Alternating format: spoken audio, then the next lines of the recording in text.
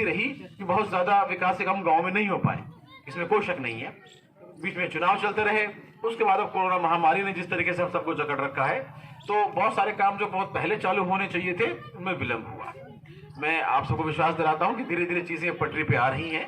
अब मुख्यमंत्री जी परसों बजट पेश करेंगे और मुझे पूरी उम्मीद है कि सरपंच को जो निधि का पैसा मिलता है विकास के लिए वो भी आप तक पहुंचेगा, ताकि आप भी अपने गलियों में, अपने मोहल्लों में जहां जहां जनता की जरूरत है, आप उनकी जरूरत को पूरा कर पाए। और जिस उम्मीद से आपको चुन के भेजा, हमें चुन के भेजा है, जनता को वो काम मिले। अभी एक साहब ने मुझे फरमाया कि साहब सीकरी वाले क्षेत्र में बहुत काम हुए, यहाँ नहीं हुए। देखिए, काम वो सारे अपने पूरी विधानसभा के ही हैं। पहले एक तहसील थी, एक तहसील पे 2.5 लाख 5 लाख आदमियों का लोड था।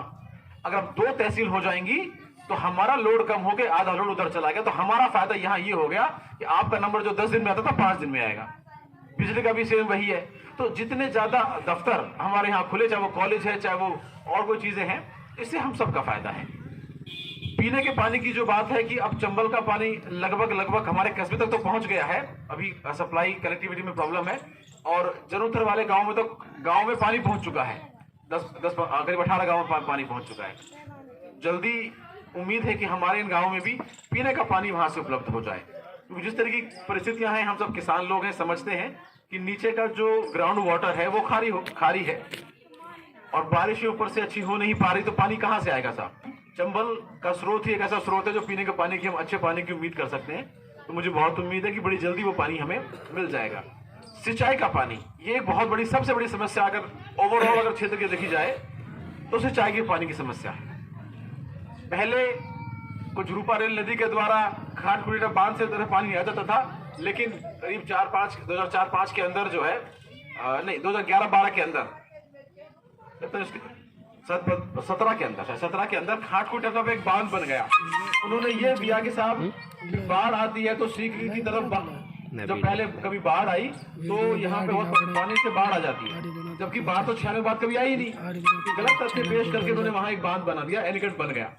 अब वो खुलना बहुत मुश्किल है, क्योंकि वो चीज बनने के बाद दोबारा नहीं हो पाती है।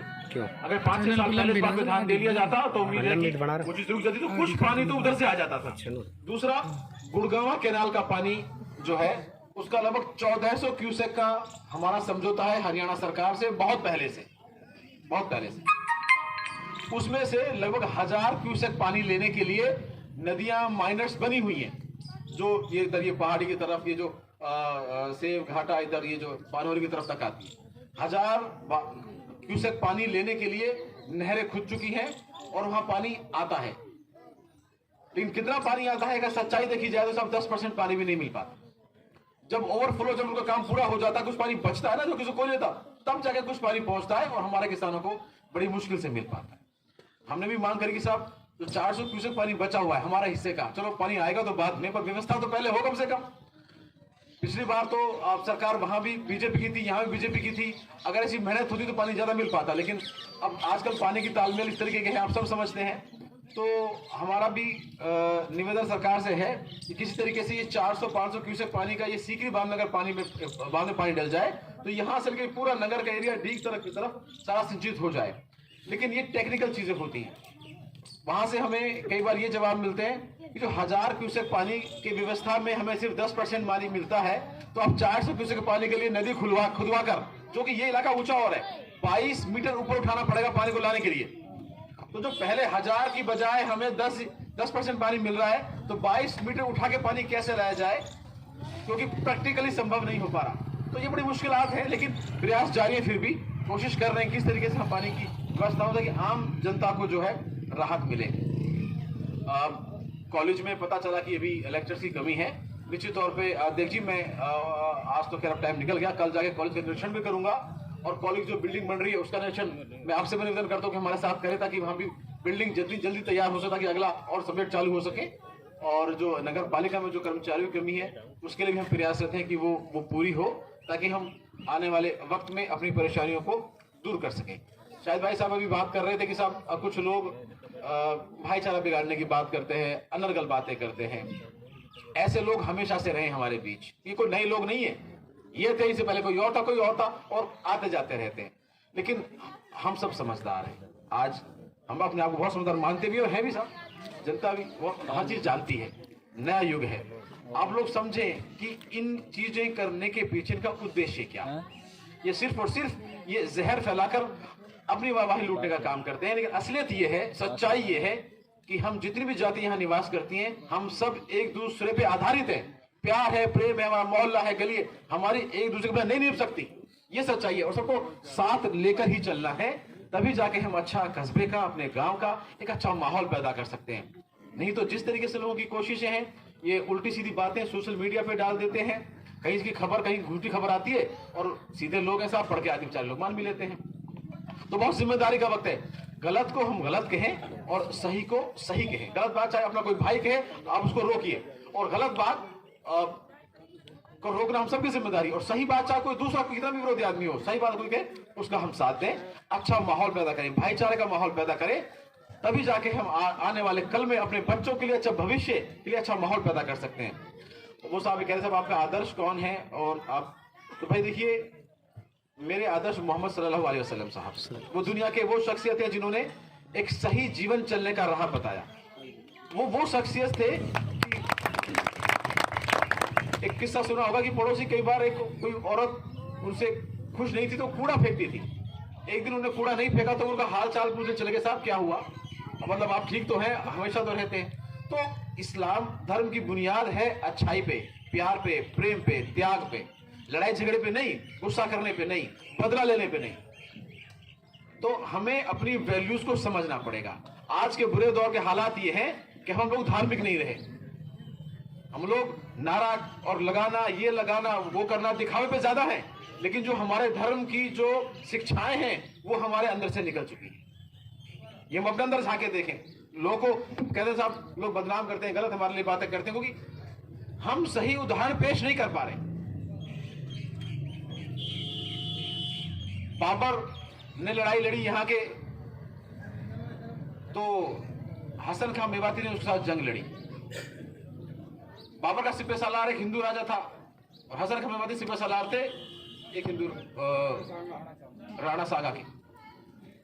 तो यहाँ जो है ये परंपरा जो रही है, हमारे इतिहास जो रहा है, हम सब ने मिलके इस देश को बनाया है, इसके लिए कुर्बानियां दी हैं, चाहे वो आजादी की लड़ाई हो। आज मौलाना आजाद साहब का बरसी है, पुण्यतिथि है। वो मौलाना थे और हिंदुस्तान के पहले शिक्षा मंत्री थे, स्वतंत्रता सेनानी थे। तो आज लोग गलत चीजें फैलाकर, उल्टी सीधी चलाकर, ये हम सबको गुमराह करके हमको बेवकूफ बनाने वाला काम कर रहे हैं। लेकिन हमारी जिम्मेदारी हम समझें, अपने आप को अच्छा बनाएं, अपनी कमियां दूर करें, दूसरे वाले की कमियां तो अपने आप दूर हो जाएंगी, अच्छा माहौल अपना पैदा हो जाएगा। पीछे तरक्की कुछ किसका हाथ होता है, तो साहब मैं बताना चाहूंगा साहब, हमारी माँ का हमारे तरक्की के पीछे बहुत बड़ा हाथ है। हमारी पढ़ाई में, लिखाई में, मैं 9वीं क्लास में, मैं 8वीं क्लास सिकरी सरकारी स्कूल से पास करी, 9वीं क्लास में मेरा दिल्ली दाखिला हो गया। 9वीं क्लास की उम्र 13-14 साल की होती है, तो अकेले जाना आना, तो हमारी माताओं ने जो दिन रात जाग के हमारे लिए मेहनत करी, सामान पैक करना, ये करना, वो करना, बड़ी परेशानियां झेली है साहब। आज भी सारे बच्चे बाहर पढ़ते हैं, हमारे माँ बाप अकेले हमारे घर में रहते हैं, तो कुर्बानी थी, हर आदमी चाहता है कि आदमी करे। तो निश्चित तौर पे दुनिया में इंसान के पीछे सबसे ज्यादा जो सबसे बड़ी दुआएं होती हैं वो माँ की होती हैं। लेकिन आज हम सब भी देखें कि हम अपनी माँ को इतना सम्मान दे रहे हैं। किसी नेता का जन्मदिन होता है, हम जाके फल बांटते हैं, वे बनाते हैं, क्या क्या बनाते हैं जाने, पर क्या देखें हम अपने घर में अपने माता पिता को सम्मान दे रहे हैं क्या, जितना उसका हक है? हम नहीं दे रहे। हम इन बातों को भी समझें, अच्छा बेटा बनने की कोशिश करें, बेटे के जो हक है वो पूरे करने की कोशिश करें, एक भाई के जो हक है, छोटे के बड़े के, वो पूरा करने की कोशिश करें। तो मुझे लगता है जिंदगी बहुत खूबसूरत है। इतनी जिंदगी बुराइयां चल रही, इतनी बुराइयां नहीं है, इतनी गंदगी भी नहीं है। कुछ परसेंटेज लोग हैं जो गलत बात करते हैं, गलत बात का समर्थन करते हैं, गलत बात फैलाते हैं। दुनिया बहुत अच्छी है, बहुत खूबसूरत है। आज भी कभी कोई कमी आती है तो आप सब देखिए, आपके पड़ोसी सबसे पहले दौड़ के आते हैं, चाहे वो कोई भी हो। तो भैया निश्चित तौर पे हमें अच्छा माहौल पैदा करना है और आगे बढ़ने की बात करनी है। अपने बच्चों के लिए अच्छा माहौल पैदा करना है, उन्हें पढ़ाना है, लिखाना है, ताकि वो कामयाब हो सके। बुराइयों से बचा के रखना है। निश्चित तौर पे जो बुराई चल रही है, वो शराब है, चाहे वो सट्टा है, चाहे वो और बुरी बुरी चीजें हैं। ऐसा नहीं है कि हमें पता नहीं कि हमारे बच्चे क्या काम कर रहे हैं। गांव के अंदर आप लोग गांव के लोग हो, आपके बच्चे 10-11 बजे तक घर नहीं पहुंचते, तो वो नुक्कड़ पे खड़े होकर कौन सी शिक्षा ले रहे हैं, आपको पता नहीं है क्या? गांव गांव में शराब की ब्रांचें खुली पड़ी हैं। भाई देखो, बदलाव तो खुद लाना पड़ेगा। हम ये सब सरकार सब कुछ करे या कोई नेता कुछ करे, किसी नेता या किसी सरकार आपका अपना भला नहीं कर सकती जब तक हम खुद अपना भला करने के लिए कोशिश नहीं करेंगे। आप लोगों का प्यार हमेशा हमें मिलता आया है और निश्चित तौर पे हमें उम्मीद है कि आने वाले वक्त में अच्छा माहौल यहाँ रहे, हम लोग मिलकर तरक्की करें। चुनाव आने जाने वाली चीजें हैं, कल कोई और थे, आज कोई और है, कल कुछ और होंगे, लेकिन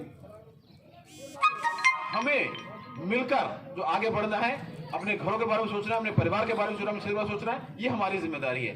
आप लोगों ने हम बुलाया, मान सम्मान दिया और बहुत बहुत शुक्रिया। अस्सलाम वालेकुम, जय हिंद।